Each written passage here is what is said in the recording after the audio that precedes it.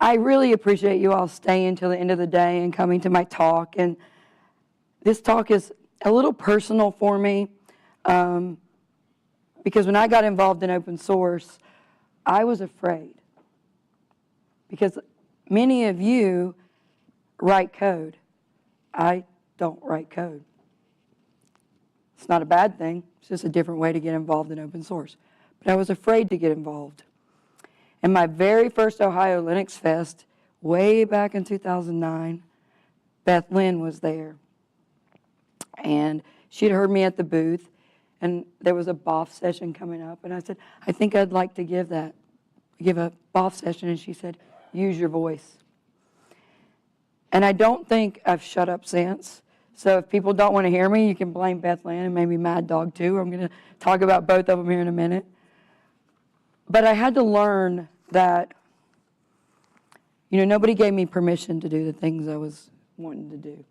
I just went and did them. And so as you can see here, fear can mean one of two things. It can mean forget everything and run away, or it can mean face everything and rise.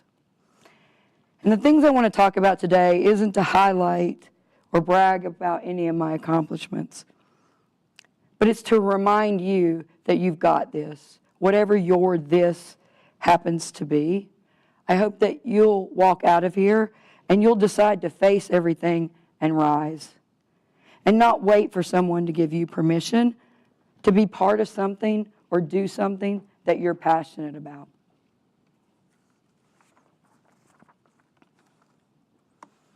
And I have to keep notes because I'll go down rabbit holes if I don't. So that's why I have paper up here and the computer. So who am I? I don't want to go through all of that. At my simplest point, I'm just me. And I want you to succeed, not only in open source, but whatever you decide to do. But just to give you a little bit of background, like I mentioned, I've been doing this personally, open source, since 2009.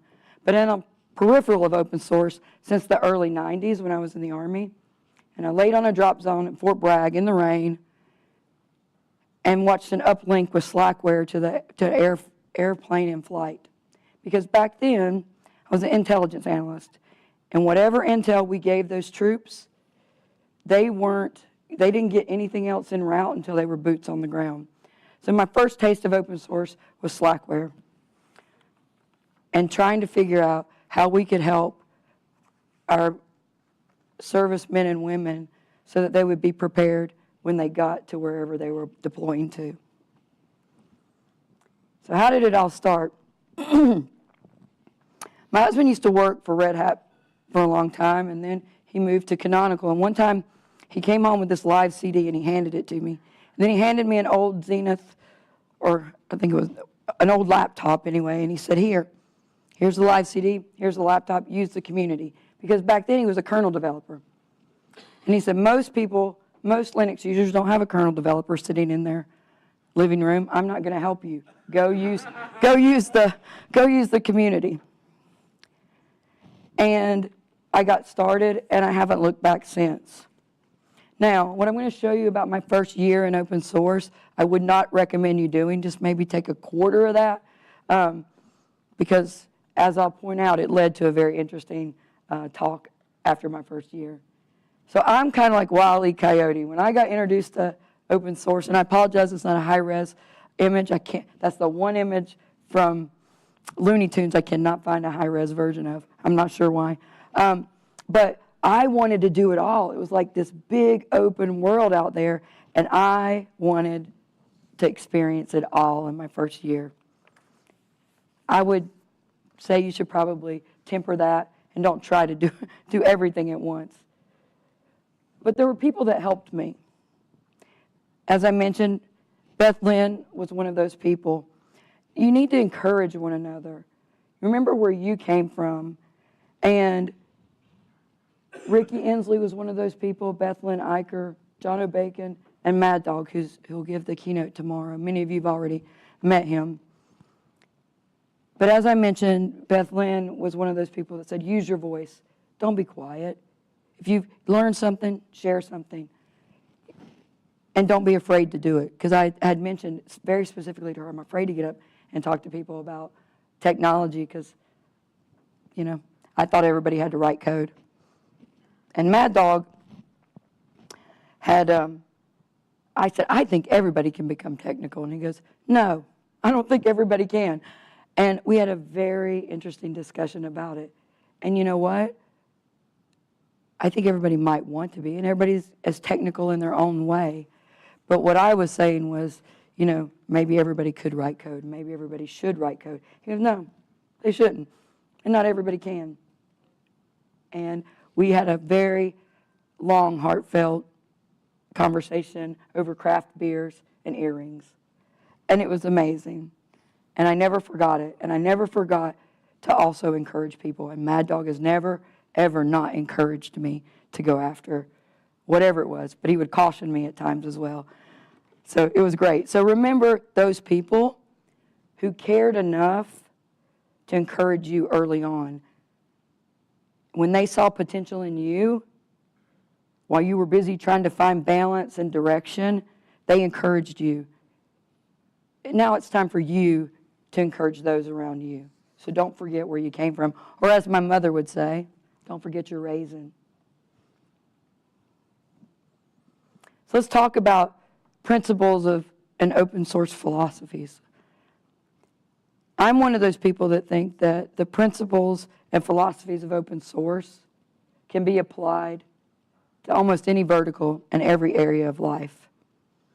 And I think summarizing those, that applying open source principles, that collaboration, that transparency, community, continuous improvement, can transform your personal and your professional growth. And let me just talk a little bit about that.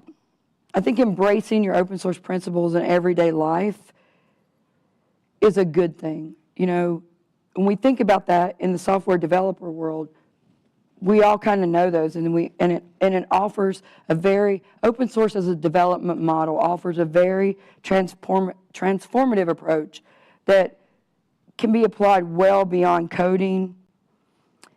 And these principles, when they're centered, again, and I'm going to mention these a lot, around collaboration, transparency, community involvement, continuous improvement, they can foster growth and innovation and a sense of community in any setting. It doesn't just belong to us in open source. That sense of belonging and those traits can carry over into any vertical in your work. Think about wherever, if you go to church, if you don't, your groups, your schools, whatever you're interested in, those all can go with you in those. Let's talk about collaboration. At its core, open source thrives on collaboration. The idea is simple. When diverse minds come together to tackle a problem, the solutions are often more innovative and effective when we're doing it together instead of alone. And in life, when you adopt, that collaborative mindset, it means you're actively seeking out and valuing diverse perspectives. So whether it's work or whether it's community, that just fosters a very diverse blend of expertise, and that can accelerate problem solving and lead to really creative breakthroughs, not only at work, but in life as well. And transparency. Transparency in open source ensures that contributors have a clear understanding of the project's goals and their current status, right? But what if you apply these principles, the principle of transparency, to your daily life? And it involves being open and honest about your intentions, your decisions, and your processes. In your professional environment, transparent leadership can really build and strengthen bond and improvement of communication. But think about all the other relationships that you have. Being honest and open and deliberate about what you're doing and your communication styles. How, if it helps you with your work, how will it help in your relationships as well? That community involvement. Open source projects are often driven by a strong sense of community. I would say it's always driven by a strong sense of community, where individuals come together not just to contribute for personal gain, but for the benefit of the group. A lot of times you get involved in open source because you're either wanting to improve your resume or you need to accomplish something at work. But also, once you get involved in it, you realize you're also working toward the greater good of that group. And this can translate into life by being more actively involved in the community that surrounds you, whether it's neighborhood initiatives, volunteer at work, online forums, whatever's centered around shared goals and ideas. The involvement not only builds support and a great network, but it also provides opportunities to learn and contribute to the success of others. Continuous improvement. You think about that with software, with code, all of that. But what if you applied continuous improvement to your life? When you take that mindset and you apply continuous improvement to you, never stop learning, never stop growing, and also bring others along with you. Don't stay in your own bubble. You don't stay in your own bubble in open source. You're always looking to improve whatever product that you're working on. Consider yourself a product and apply that continuous improvement to yourself. And those benefits of an open mindset, that philosophy around the openness of it, leads to increased creativity, shared knowledge, collective problem solving. Transparency cultivates trust, clarity, reduces misunderstandings, and it fosters very strong partnerships. So think about when you got involved in open source and you trusted somebody and they helped you with your code, or they helped you with whatever project you were on, and how that strengthened the two of you, or the three of you, or the four of you, and then you went on, and that ripple effect happened. So incorporating these principles into your everyday life encourages that culture, that same culture of openness and mutual respect and shared success that you have in your open source projects. And by applying these, you create those environments, both personally and professional, that are dynamic, they're inclusive, and you're ready to face complexities of the modern world. And looking out at the landscape that we're all facing today, we need those things. We need those things to get us through and to help one another. So one of the things I learned to rely on in my open source journey was conversations with other community members. And I think that picture is probably of a Ubuntu Developer Summit in 2010. I think we were all in Brussels then. And I think when you have those conversations inside of a community, you start commenting, you ask questions, you start filing bugs, which leads to collaboration. And that collaboration on those solutions, one day you're suddenly contributing. So you're aware of it, you're engaging, and the next thing you know, you're contributing. Go back to that time and make sure you, as we see new people coming into open source, that you don't forget to encourage them to have conversations with you. You're part of a greater community. Right now we're in Ohio, and you're part of this Ohio community, but your presence reaches further than the seat that you're sitting in, or the sessions you're going to sit. Bring others with you, and contributing to the success of a project isn't always about the code. Sometimes people think that, to be part of a community, you've got to learn X before you get involved. I got involved just because I believed in this, and I just wanted to learn. And you can find out what you're passionate about. I bet if I had a conversation with every one of you and ask you what means the most to you, I could lean in and listen for hours, because I bet each and every one of you have 1, 2, 3, 4 things that you might be passionate about, but there's one thing that centers you. And it's fun to have those conversations. And I think bringing people together, because I love people and I love technology, and I love bringing people together and problem solving, and it's allowed me to be part of some amazing communities and collaborate with some very incredible and interesting people along the way. And open source isn't just a ladder where you got to go step 1, step 2, step 3. It's a lattice where you can move around, and you can be part of a community, and you don't have to be siloed off into one spot. And I don't think it should be that way. And I think that a really good community, whether it's here, inside of open source, or in your life, gives you the freedom to move about, try new things, and learn new skills. And so remember that, when you're part of those communities, it's not stifling you and putting you in a box. If you look beyond what your interest is, it's really a lattice.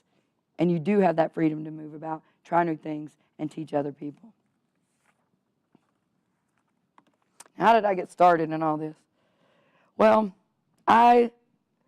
one of the things that I really believe is I had to get out of my comfort zone to enjoy open source. Again, because I was afraid, because I thought if I didn't write code, I wouldn't have any relative experience for anybody. So in order to jump out of a plane, I had to leave the ground, right? And I'd never done it before. That meant completely getting out of my comfort zone for that. And at times, and there were times in open source where it was scary and it was intimidating, and I made a lot of mistakes. We all do. I bet every one of you can just point, as I'm talking about the mistakes, you can think of a time when you made a mistake and you just kind of shake your head at that mistake. But you learn from them, right? It's okay to make mistakes. It's okay, to learn from those mistakes. And we're gonna talk about a couple epic failures here in a minute. Okay. So, as I mentioned, my first year in open source, because I got out of my comfort zone, I left the ground, I jumped into this. Somebody once told me, Amber, you did not wade into the wading pool. You jumped into the Olympic-sized pool head first, and you probably almost drowned, which is not far from the truth. So my first year in open source, I might have gotten a little carried away. I was part of loco teams. I was seeking Ubuntu membership. I was organizing UbuCons. I was part of the North Carolina loco team. I was helping the release team. I was helping with Full Circle magazine, Ubuntu Weekly News. But wait, there's more. Then I did all those things. Now keep in mind, this whole bunch of sheep right here was my first year in open source. And then while I was busy doing all those things in community, I was also speaking at events, and in some cases helping organize events and writing books and all that kind of stuff. So I did that. So in addition to those things, I was doing interviews, and I really didn't have a life, which led to my daughter. There's truth in humor. People make jokes and things like that. There's truth in humor, and I'm going to show you what that humor looks like. So my daughter, we were at Southeast Linux Fest, and she's writing signs. Ubuntu stole my mom. Who knew? My mom dragged me to Self, and all I got was this T-shirt. Then she was like, if you're on IRC, can you ping my mom and tell her I'm hungry? And then for those of you who know Jono Bacon, she used to joke that I replaced her with Jono. Now, these are kind of funny and cute, but what that leads to is burnout. And so temper your excitement. Temper those, what you're wanting to get involved with. And while it was fun and I learned a lot, I also did not have work-life balance. And when that happens, because I wasn't a developer, I overcompensated. Imposter syndrome is real. I way overcompensated, which caused all that, which led to this really interesting talk called Volunteer Vertigo and High-Tech Hangovers, all about burnout. And so if you're, just make sure, and make sure that you're aware of that, because it did lead to some epic failures on my part. Hopefully that's not triggering for anyone. This particular thing, I got out of my comfort zone. I'm trying something new. And you're going to fail. I failed. You're going to have to regroup, start again, practice, practice, practice. There's nothing wrong with that. And it doesn't matter. This applies to every aspect of your life. You can't be afraid of failure and making a mistake and be successful. Now, my epic failure, was a very hard burnout. And unlike this epic failure in skydiving, going through a tree line, I broke a few bones and got a few stitches. With the burnout, you couldn't see what was happening. You couldn't see there was anything wrong when you looked at me. But it caused me to retreat and almost give up doing all the things that I loved in open source. But like I mentioned, it led to that talk that volunteer vertigo and high-tech hangovers, because what I learned was how to have life balance. So when you're applying all these principles and philosophies and you're doing all of those things, keep that work-life balance so you don't have epic failures like I did. But if you do, take notes and share with people. As Carson Wade once told me. Carson Wade used to be with Red Hat, and he started the book, The Open Source Way, even before John O. Bacon published The Art of Community. And in that very first rendition of The Open Source Way, Carson said, whether you succeed or fail, but especially when you fail, take notes and share what you've learned. It's really easy to share the successes. Sometimes harder to be a little humble and say, I got that wrong. Here's what you can learn from me. So just as much as you're sharing what you learned that's a success, don't be afraid to share your failures either. But take notes, share it, and keep moving. So I hope that you've decided that your fear is face everything and rise. I hope so. But let me just share really quickly top 10 things I've learned through this. Don't wait for permission. Don't wait for permission to get involved with a project or technologies that you're interested in. Apply for that job. Go run that race. Go ask that person out. Go tell your mom you're sorry, whatever it happens to be. Don't wait for somebody to invite you. Go do it. Go tackle the hard things. You never know what might come of it. Seek out the experts. When I first got involved in open source, I sought out Mad Dog. I sought out other people and just went and asked them questions. If Mad Dog's somebody you want to talk to, don't inundate him. He'll be giving a keynote tomorrow, and I'm sure he'll answer your questions. But within reason, be respectful of people's time and stuff. But seek out the experts that are experts in the fields that you're interested in. There'll always be someone more knowledgeable than you. Don't be afraid to reach out and ask the questions. Some of my favorite authors, I find out they have Facebook pages, and I reach out and I tell them, I love this passage. And some of them now are my friends, all because I didn't wait for somebody to introduce me. I just went and told them everything I liked about their book, or in some cases, what I didn't like, or how their plot line didn't kind of follow, and they're like, oh yeah, I did mess that up. So it's interesting to do that. And then go to events like this, or events surrounded by whatever your passion is. Network, volunteer, listen to talks. When there's an opportunity, volunteer and use your voice and share your knowledge. And see what companies are out there. One of the things that when I was in the Army, they said, don't volunteer for anything. I volunteered for everything. Sometimes it was just to get out of work, but I did. I volunteered for everything. And when I was deployed to the first Gulf War, we used technology for things that had never been done before. We used Korea war level or Korea air radar to do deep attack missions that had never been done before. And by volunteering to do that, we also tested other equipment.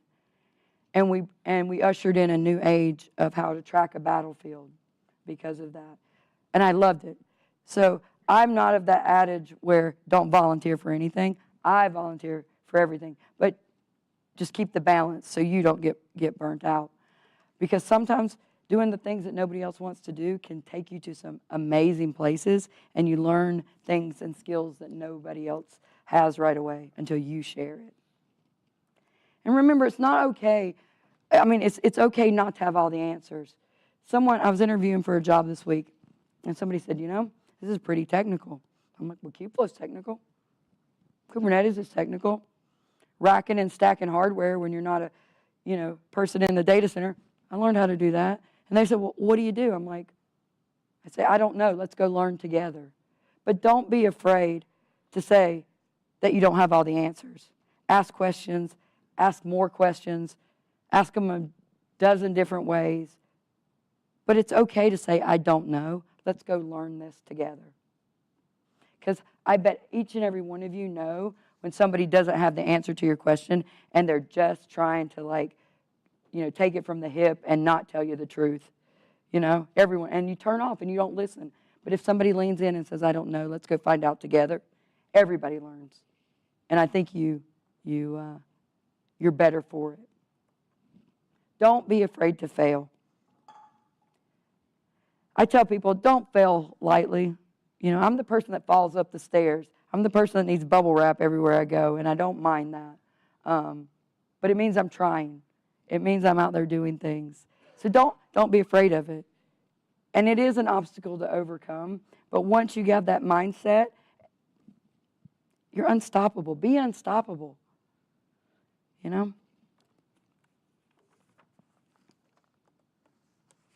Don't let your perceived lack of technical skills keep you from getting involved. There are so many times, like when I started working for Open Compute Project way back when, I didn't know the first thing about racking hardware. I didn't know the difference between a 19-inch rack and a 21-inch rack. I didn't know about liquid cooling, air cooling, and everything in between, but I learned. So, in every project, there's a place for all skills, no matter what your skill is. And in open source, even if you don't write code or even if you don't bend metal, there is a place for you. So if your colleagues are telling you, I don't write code, how can I be involved? Bring them.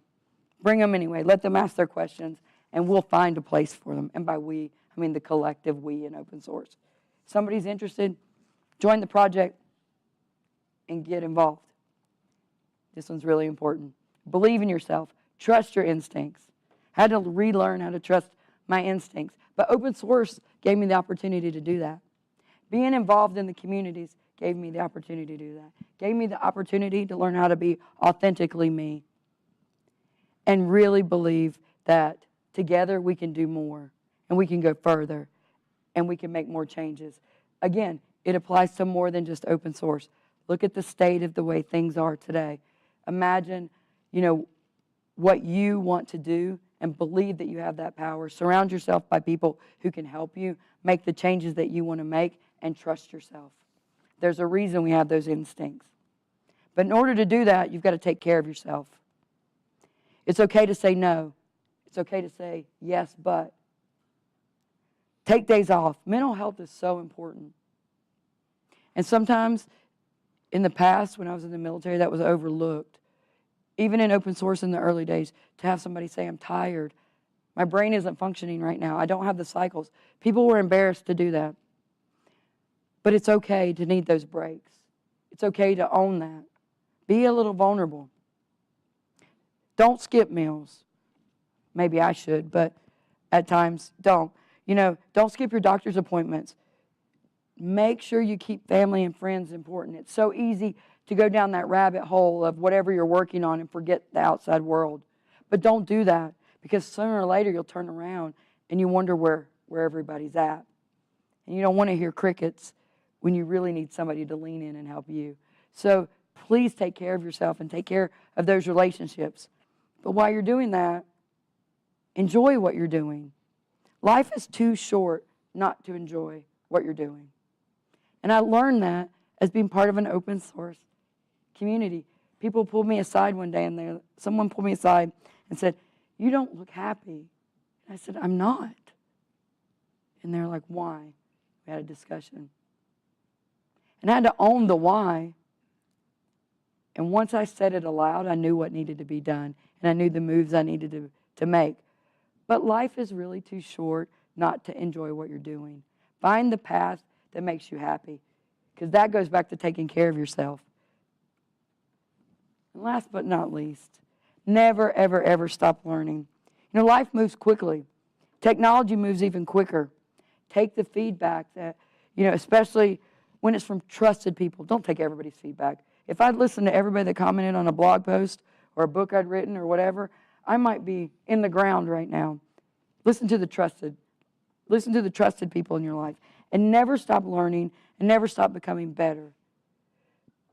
So all those principles and philosophies that surround open source and all these life lessons, I want you all to take that into whatever projects that you're working on, whatever, wherever your life is leading you, wherever your friend circles are at, your family, and oftentimes our open source projects, those people in them become like family. Encourage them to apply these philosophies and principles of open source to their lives as well. Because had I waited around for somebody to say, Amber, go learn about this hardware, go learn about embedded hardware, go learn about Ubuntu. If I'd waited for permission to do any of those things, I'd be sitting on, the probably outside on the corner somewhere. I said one time I wanted to jump out of planes. I wanted to jump out of planes when I was in the Army, but I broke my hip en route to airborne school. And in the Army's infinite wisdom, they sent me to an airborne unit anyway, which was very interesting. And years later, I jumped out of airplanes. I didn't wait for somebody to invite me. I just decided I'm going to go do it. I didn't wait for somebody to tell me that it was okay to write a book. I said, hey, how did you get to be an author on that? And they said, you want to come along? Come along. You can be a co-author too. And don't be afraid to step out. Like if you want to write a blog post about something you're passionate about, that's actually how I got picked up to write books. I started writing a very opinionated blog about my journey into Ubuntu, and I started calling it My Journey into Ubuntu Day 1. And then on day 32, I guess some of you may know Joe Brockmeyer, also affectionately known as Zonker. He tweeted to me back in the day and said, can you name your blog post something that tells me what they're about, not just what day you're on? So, but if I hadn't put myself out there and listened to some of those critiques, I wouldn't have done that. But I didn't wait for permission. I'm just like, how do I set up a website? How do I set up a blog? How do I do? You'll never get it right the first time. No plan survives first contact. But don't wait for somebody to give you permission to do it. Go out, do it, and succeed. And make your life, those around you, and the projects that you're on better. Because I believe in you, and I believe that you can do it. So don't wait for somebody else, like me or Mad Dog or Beth Lynn or anybody, to tell you to do it. Find it within yourself and give yourself permission. Don't wait for somebody else's permission to create your own destiny. And with that, thank you.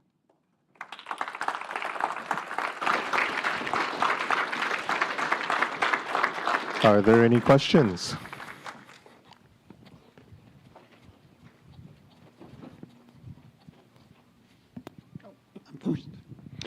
Good talk.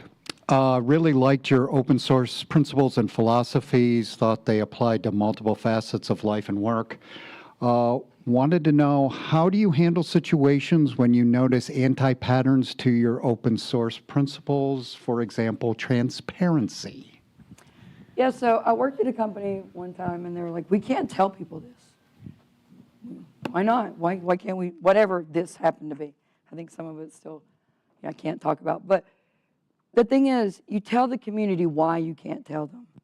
Or somebody may ask me a question, and I don't like talking about like other people or gossiping and that kind of stuff. And so many times we can get drug into those type of conversations. And you're like, well, you're trying to be open. It's not my story to tell. It's their story to tell. And I think sometimes when we encounter that pushback against transparency, we have to ask why. Why are you afraid of the transparency? And then if there's not a legal issue and there's not a moral issue, I tell people all the time, it's only an emergency if you can't breathe. Let's figure out why. And maybe there's parts of that.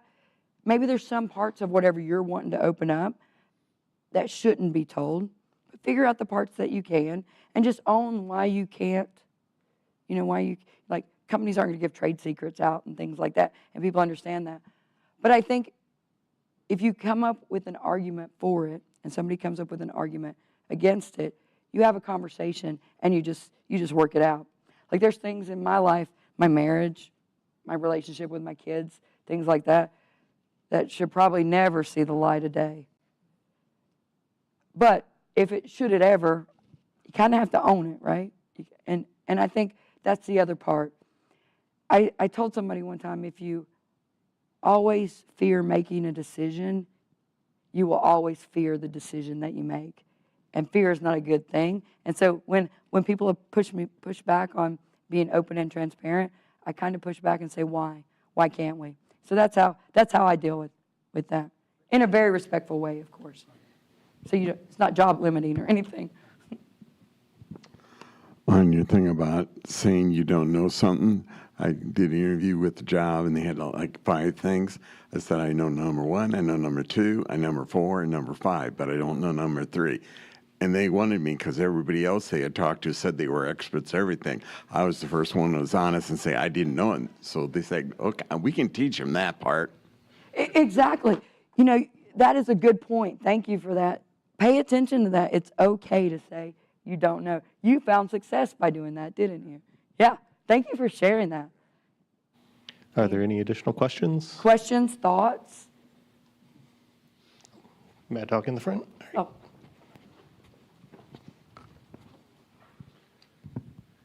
Just an illustration on transparency. One time we had a company that had a device driver that was closed source, and they just would not open it up. And so one time I took the president aside and I said, why won't you open this up? You'd be able to sell more equipment if you did. He said, we're embarrassed about the comments that our engineers have put into code because we buy all these parts from these different companies, and they put into code how stupid these companies are and how they had to work around these failures and stuff. I said, well, that's easy. We'll sign a non-disclosure. We'll take your remove all those terrible comments, leave in the good comments. He says, okay, we'll open it up. Again, back to the decision. Now, I would encourage, and I love, if you're not following Mad Dog on some of the social media, I love when he tells stories, and I learn from those stories. And I think, like you said, figure out why. Figure out why somebody doesn't want to be transparent. Mad Dog, I hope that you have many, many more years of sharing those stories and mentoring us all. In a flash mob, the number 2 person is the most important person. Because without that number 2 person doing their part, 3, 4, 5, 150 wouldn't do theirs. I tell people all the time that Mad Dog is the number 2 person in this open source movement that we have. Because but for him, Linus would have not got his first deck alpha and been able to do what he did. And so consider this the continuation of that flash mob that was started many years ago. And we all stand on the shoulders of those giants. And I wouldn't be doing what I'm doing today but for that flash mob that we're all part of. Except if he didn't get that deck alpha, he would have done the IBM Power PC instead. Oh. I knew that was the wrong answer.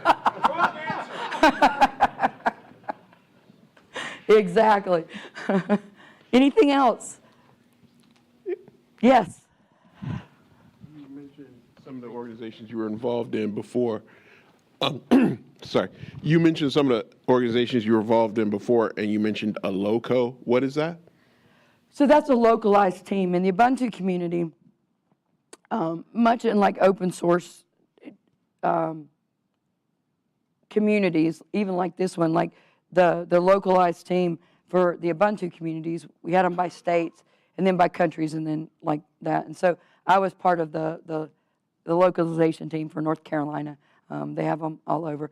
And I always thought the term LOCO was very funny, but then after I got involved in open source, I realized that could really apply because sometimes you have to be loco to get involved in some open source communities. So it all works. It works great.